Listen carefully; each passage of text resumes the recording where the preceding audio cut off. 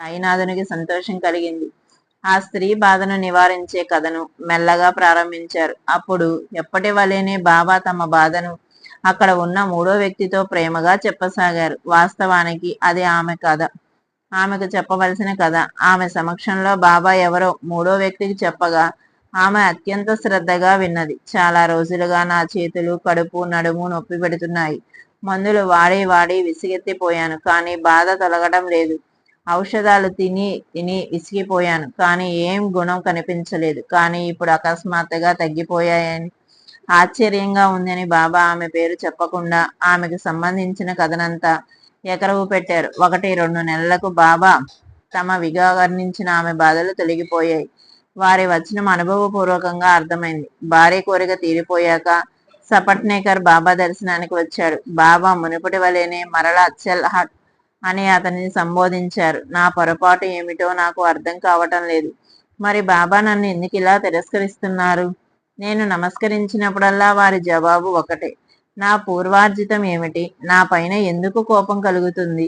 నేను చూస్తుండగా ఇతరులతో ఎంత ప్రేమగా వ్యవహరిస్తారు.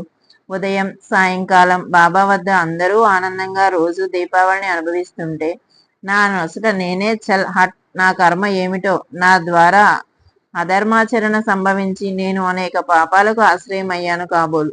అందువలననే బాబా అనుగ్రహం లేకపోవటం. నేను మొదట బాబా విషయంలో సంశయించి కుతర్కాలు చేశాను. అందుకే బాబాయే నన్ను ఈ విధంగా తమ వద్దకు లాక్కుంటున్నట్లు అనిపిస్తూ ఉంది అని తలచి బాబా అనుగ్రహం కలిగే వరకు షిరిడీలోనే బాబా వద్ద స్థిరమైన మనసుతో ఉండాలని నిర్ధారణ చేసుకున్నాడు. తాపత్రయాలతో తపించిపోయి సాయి దర్శనానికి ఆరాటపడుతూ వెళ్ళి మనసుకు శాంతి లభించకుండా నిరాశతో తిరిగి వెళ్ళిపోయేవారు ఎవరుంటారు?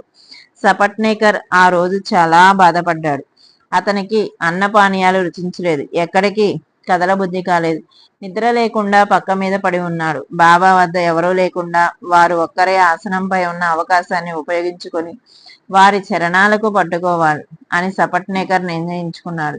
దాని ఫలితంగా గద్గద హృదయంతో బాబా చరణాలను పట్టుకున్నారు. బాబా పాదాలపై తలను వంచగా బాబా తమ చేతిని అతని తలపై ఉంచారు. అతడు బాబా పాదాలను పట్టుతుండగా గొర్రెల కాపరి అయిన ఒక స్త్రీ వచ్చింది. ఆమె అక్కడికి రాగానే